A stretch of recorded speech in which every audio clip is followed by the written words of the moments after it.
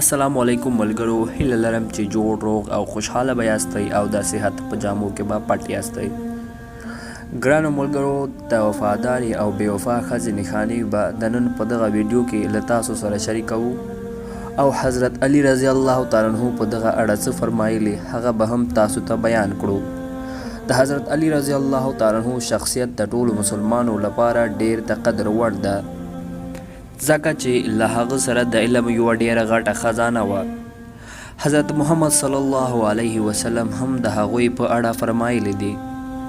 چې که زه د علم ښار یم نو حضرت علي رضی الله تعالی عنه مې دروازه ده.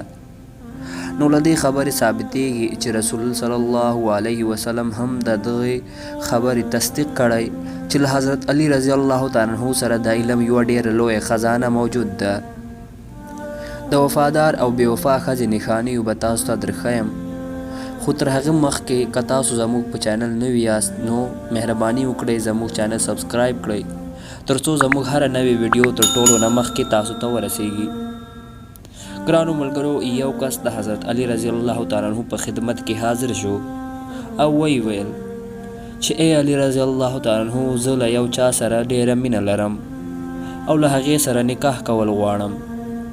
مګر زما یو سوال دی چې آیا هغه زما لپاره وفاداره به وي او که نه به وي. حضرت علي رضی الله تعالی عنه وفرمایل چې ای سړیه، یاد وساته کومه ښځه چې د مور او پلار توهین کوي او هغه ښځه چې د پردیو تر مخ د خپلو په اړه بد وایي،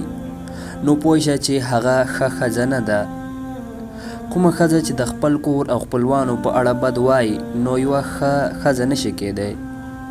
هغه کس وویل چې یا علي رضی الله تعالی عنه، کوم داسې بل عمل نشته په کوم چې معلوم شي چې هغه ښځه وفاداره ده که نه؟ نو حضرت علي رضی الله تعالی عنه وفرمایل چې یاد ولره د دنیا تر ټولو بد عمل درواغ دی، او په کومه ښځه کې چې درواغ او دوکه بازي وي نو هغه ښځه هم هیڅ کله د چا نشي کیدلی، هیڅ کله هغه ښځه د یو چا نشي خپلېدلی.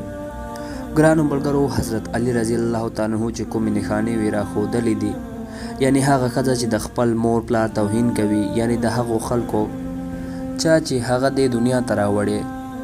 د چا د عزت او احترام چې موږ ته په اسلام کې ویل شوي دي، د هغو توهین که کوي نو هغه هیڅ کله هم وفاداره نشي کیدی.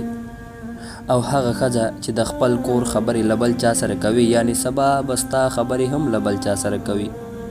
ستا شکایت به هم بل چاته کوي، ځکه هغه ښځه هم ستا وفاداره هیڅ کله نشي کیدی. ګرانو ملګرو، دغه وې هغه یو څو نښانې وې د کومو له وجې چې موږ په وفادار او بې وفا ښځو کې توپیر کولی شو. ګرانو ملګرو، که ویډیو مو خوښه شوې وي نو له نورو ملګرو سره یې هم حتما شریکه کړئ او د لا نورو داسې ویډیوګانو لپاره زموږ چینل سبسکرایب کړئ او په کمنټ کې ماته ووایاست چې زه نورې ویډیوګانې په کومو موضوعاتو باندې جوړې کړم. تر بلې ویډیو مو الله ته سپارم. د الله په امان.